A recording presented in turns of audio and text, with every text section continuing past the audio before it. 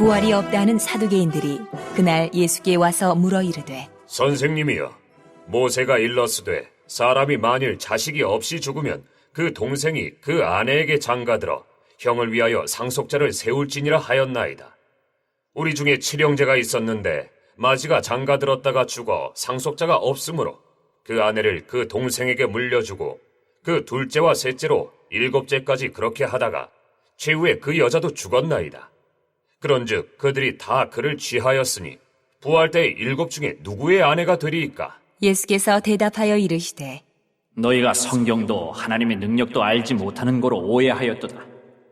부활 때에는 장가도 아니가고 시집도 아니가고 하늘에 있는 천사들과 같으니라. 죽은 자의 부활을 논할진대 하나님이 너희에게 말씀하신 바 나는 아브라함의 하나님이요 이삭의 하나님이요 야곱의 하나님이로라 하신 것을 읽어보지 못하였느냐? 하나님은 죽은 자의 하나님이 아니요 살아있는 자의 하나님이시니라 하시니 무리가 듣고 그의 가르치심에 놀라더라. 질문했습니다. 그 질문의 목적은 예수님을 올무에 걸리게 하기 위함이었습니다. 예수님은 가이사의 것은 가이사에게, 하나님의 것은 하나님께 바치라라고 하는 말씀으로 모든 권수의 최종적인 주권이 하나님께 있음을 그렇게 말씀하셨더랬습니다. 오늘은 소위 부활 논쟁이라고 하는 본문의 이야기입니다. 사두개인들이 예수님을 시험하기 위해서 바리새인들과 헤롯 당원들과 마찬가지로 예수님을 시험하기 위해서 찾아왔습니다. 이 사두개인들은 부활이 없다고 주장하는 사람들이었습니다. 그들은 그들이 가지고 있는 신학적인 지식, 하나님 말씀에 대한 오해에 근거하여 부활이 없음을 주장하게 되었고 이러한 사실에 대하여 예수님에게 질문하고 있습니다. 그들이 극한적인 아주 극단적인 상황을 설정하고 질문하고 있습니다. 그 상황이 무엇입니까?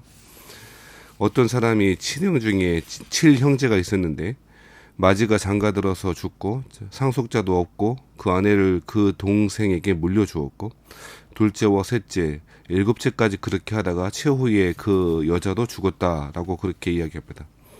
그러면 이런 상황에서 모든 형제들이 그 여인을 취하게 되었는데 부활 때 일곱 중의 누구의 아내가 될 것입니까? 라고 질문하고 있습니다. 이것은 이스라엘의 규정 중에 있었던 계대 결혼법, 형사 취수법이라고 하는 제도를 설명하고 그 상황을 극단적인 상황으로 몰고 가서 설명하는 것이죠. 형제가 죽으면 그 형제의 아내를 자신의 부인으로 그렇게 맞아들여서 그 형제의 가족을 돌보게 하기 위한 그런 취지로서 형사취수법 혹은 계대결혼법이라고 하는 것이 제정되었습니다. 그런데 이 사두개인들은 이러한 상황을 극단적으로 몰고 가는 거죠. 일곱 형제 중에서 다 죽게 되었고 다 그 여자를 취했다라고 하는 상황으로 몰아가고 있는 것이죠. 그러면서 부활 때에 일곱 중에 누구의 아내가 되겠냐라고 그렇게 질문하는 것입니다. 이 질문은 질문을 위한 실제로 궁금하고 어떠한 문제를 알아내기 위한 질문이라기보다는 예수님을 바리새인들과 마찬가지로 올무에 넘어뜨리고자 하는 그런 의도로 질문하고 부활의 교리를 조롱하고 비웃는 용도로 그렇게 사용하고 있는 것이죠. 예수님은 이에 대해서 뭐라고 대답하십니까? 29절 말씀에 보면 예수께서 대답하여 이루시되 너희가 성경도 하나님의 능력도 알지 못하는 거로 오해했다라고 이야기합니다. 이 사두개인들은 성경도 알지 못하고 하나님의 능력도 알지 못하는 사람들이다 라고 이야기하고 있는 것이죠. 먼저 성경을 알지 못하는 것에 대해서 뭐라고 이제 설명하시는가? 30절 말씀에 보면요. 부활 때에는 장가도 아니가고 시집도 아니가고 하늘에 있는 천사들과 같으니라 라고 이야기하십니다. 마지막 때의 부활의 모습에 대해서 먼저 설명하시는 것이죠. 부활의 삶이라고 하는 것이 이 땅의 삶에 연속적인 면도 있지만 불연속적인 면도 분명히 있을 텐데요. 특별히 부활 때에는 장가가고 시집가고 하는 그러한 형태로의 가족제도 그런 것은 의미가 없을 것이다 라고 그렇게 이야기하고 있는 것이죠. 그러시면서 31절 말씀에 죽은 자의 부활을 논할진대 하나님이 너희에게 말씀하신 바라고 이야기합니다. 그러면서 32절 말씀에는 특별히 오경의 말씀을 가지고 인용하시고 부활의 교리를 부활의 말씀을 설명하십니다. 특별히 오경의 말씀을 선택하신 이유는 이 사두개인들이라고 하는 사람들이 성경 전체, 구약 성경 전체를 다 하나님의 말씀으로 받아들이는 것이 아니고 모세의 율법, 즉 오경만이 자신들에게, 이스라엘 사람들에게 주신 하나님의 말씀이라고 그렇게 스스로 그렇게 생각했다는 것입니다. 그런데 오경에는 명시적으로 부활할 것이다 라고 하는 그런 말씀이 없으니 그들은 그저 성경에는 부활에 관한 이야기가 없다 라고 그렇게 주장하게 되었던 것이죠. 이러한 상황 가운데 예수님은 오경의 말씀을 인용하시면서, 즉 출애굽기 3장의 말씀을 인용하시면서 이야기하시는 것이죠. 뭐라고 이야기하십니까? 나는 아브라함의 하나님이요 이삭의 하나님이요 야곱의 하나님이로라 하신 것을 읽어보지 못하였느냐라고 이야기합니다. 그러시면서 하나님은 죽은 자의 하나님이 아니요 살아있는 자의 하나님이시니라 라고 그렇게 이야기하고 있습니다. 자, 이 말씀의 의미가 무엇입니까?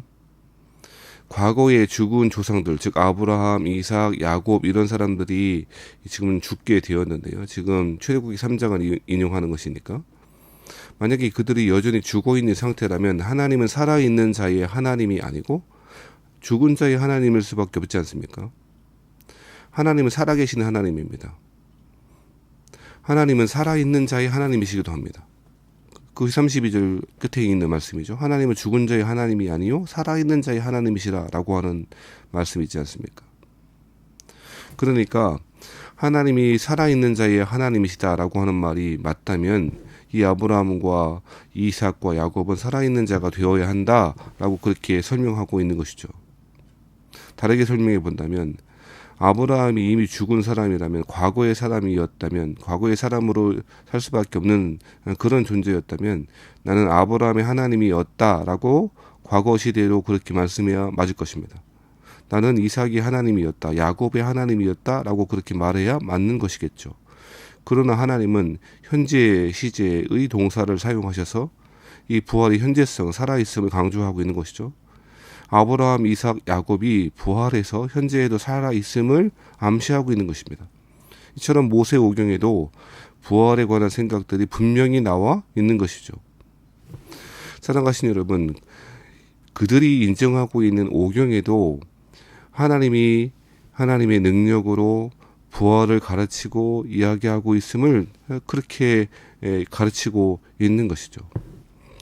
그래서 29절 말씀처럼 사두개인은 성경도 하나님의 능력도 알지 못하는 것입니다. 성경이 분명히 이야기하고 있음에도 이 하나님의 말씀을 오해하고 있고요. 또한 하나님의 능력도 알지 못하는 것입니다.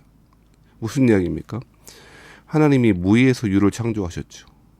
이 땅의 창조는 기존에 있던 재료를 가지고 새로운 무언가를 만드는 발견이라든지 발명이 아닙니다. 하나님의 창조는 엑스니힐로라고 표현되는 말처럼 무에서 유를 창조하신 것이죠. 아무것도 없는 것에서 이 세계 만물을 창조하신 하나님의 능력, 그 하나님의 능력을 알았더라면 이 사두개인들이 부활의 능력을, 부활의 사실들을 믿지 못할 이유가 전혀 없지 않겠습니까? 그러니까 이 사두개인들은 자신의 생각에 따라서 성경도 하나님의 능력도 알지 못하는 사람이라고 이야기하고 있는 것입니다. 사랑하신 여러분, 이러한 사두개인들과 같은 사람들은 현 시대의 근대의 합리주의자들, 현세주의자들, 실용주의자들과 같은 사람들이라고 그렇게 적용해 볼 수도 있을 것입니다. 자신들이 가지고 있는 상식, 합리성만이 모든 진리를 판단할 수 있는 기준이라고 스스로 교만하게 여겨서 하나님의 말씀을 그렇게 오해하고 하나님의 능력을 오해하고 있는 사람들, 이 근대의 현세주의자들, 합리주의자들, 소위 합리주의자들의 이 함정에 빠진 모습을 오늘 사두개인들의 이 부활 논쟁을 통해서 보게 되는 것이죠. 진리를 판단하는 것은 진리를 주신 진리 자체이신 하나님과 하나님의 말씀으로 판단해야 할 것입니다. 나의 합리성이 아니라, 내 생각이 아니라 하나님의 말씀이 기준이 되어야 한다는 말씀입니다. 이 말씀에 비추어 보면 우리의 신앙을 돌이켜 볼 수도 있을 것입니다. 우리는 우리의 이 작은 머리로, 우리의 작은 생각으로 하나님의 말씀과 하나님이 하시는 일을 함부로 판단할 때가 얼마나 많습니까? 그리고 심지어는 하나님이 이렇게 하셔야 한다, 하나님이 저렇게 하셔야 한다고, 그렇게 하는 것이 마땅한 일이라고 하나님의 행동을 그렇게 제한하려고까지 합니다. 이게 얼마나 교만한 일입니까? 사랑하신 여러분, 하나님은 무에서 유를 창조하신 하나님이십니다. 우리의 생각을 뛰어넘으시는 분이십니다. 성경을 통해서 진리를 계시해 주시고 그 진리의 말씀을 통해서 우리를 인도해 주시는 하나님이심이 오늘 본문에서 잘 적용해 봐야 될 거라고 생각합니다. 한 가지 더 말씀드리고 싶은 것이 있습니다.